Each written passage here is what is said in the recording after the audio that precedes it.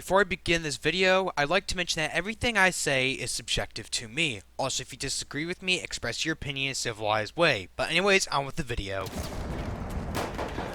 Battlefield 5 and Black Ops 4 will be important games to me because it will determine if I will continue to play these franchises. In this video, I'll be talking about Battlefield 5, and maybe in the next video or maybe some other video, I'll talk about Black Ops 4. But anyways, on with Battlefield. Battlefield 1 was an enjoyable game for me because it took away the Battlefield moments that attracted me to this franchise in the first place. For example, Battlefield 4, there would be a lot of moments you had to fight off waves of enemies at a flag, and you have to deal with taking tanks, there'd be tanks, helicopters everywhere, whatever. But in BF1, this might be due to time setting, level design, game design, whatever, they seem to take these away, at least from my perspective. If someone wants to correct me, you may please.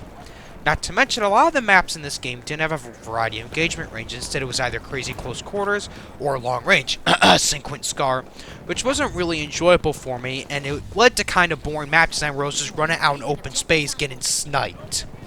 Now, I'm not saying that was for all maps. Heck, it goes mostly with the launch ones, but it was an issue. Anyways, another problem I had with this game is that it was hard to make a comeback in Conquest.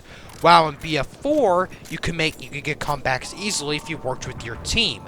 And it seems as if BF1's Conquest just focuses on the team that could just capture the most objectives first. It's just a race. While in BF4, you had to capture those objectives, but you couldn't make a comeback. Now, if you're like at a 400-point loss, then you kind of have to accept it. But if you're like 200 points, 200-point ticket difference, you could change it. You could do something. So, anyways, how does anything I've said relate to this video at all? Well, it relates because Battlefield 5 won a battlefield that has maps with a variety of engagement ranges, brings back a conquest system that's similar to BF4's, and it gives me those battlefield moments. Luckily, from what I've heard and seen, this game might meet all of my needs. However, one thing that concerns me in this game is how DICE decided to reduce spread significantly, instead use recoil as a weapon balancing act. Also, they'll be adding recoil patterns for the weapons, but supposedly that's only going to be for the first 5 shots, according to a EA conference, but I don't know, they've been vague on that, so we're not really too sure. This philosophy of weapon balance concerns me because it could lead to a higher rate of fire weapons being dominant. Sorry, I'm screwing up here.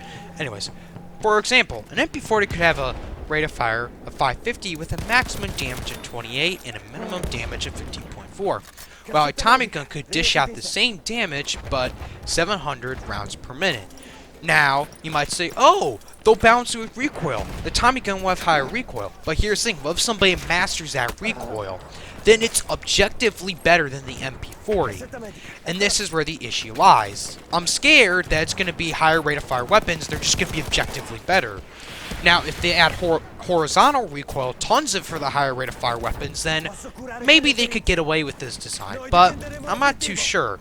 However, if spread was added, then the MP40 could be the better option to the Tommy gun at ranges, like, just let's say hypothetically, 25 to 35 meters, where ARs worked. It wouldn't be as good as an AR, but it could do the job if you were in a pinch, while the Tommy gun, it's pretty much a close quarters beast. Overall, this battlefield seems to might bring back the type of moments the reason I came to this franchise. Gosh, I can't talk today. But the gunplay could detract me from the game and not want to play it, but we'll have to wait until the beta comes around and I actually play it. Anyways, guys, I hope you enjoyed this video. Don't forget to rate, comment, and subscribe, and stay tuned for more of my content.